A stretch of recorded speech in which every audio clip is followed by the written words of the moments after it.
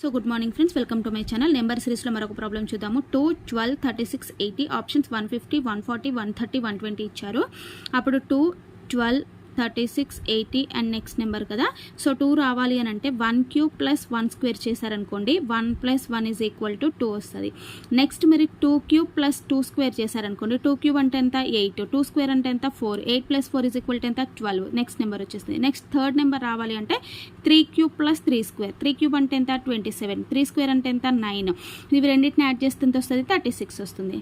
Next 4 cube plus 4 square, 4 cube అంటే ఎంత 4 4s are 16, 16 4s are 64, 4 square అంటే ఎంత అని చెప్పాం మనము 16 అని చెప్పాం. 64 ప్లస్ 16 అంటే ఎంత 80, అంటే నెక్స్ట్ నెంబర్ వచ్చేసింది. మన నెక్స్ట్ నెంబర్ ఏం రావాలి అని అంటే మనకి 5 క్యూబ్ ప్లస్ 5 స్క్వేర్, 5 క్యూబ్ అంటే ఎంత 5 5s are 25, 25 5s are 125, 5 square అంటే ఎంత 25, అంటే 125 ప్లస్ 25 అంటే ఎంత మనకి అంటే 150 అనమాట. సో 150 ఎక్కడుంది మనకు ఆప్షన్ ఏలో ఉంది. ఓకేనా. So thank you.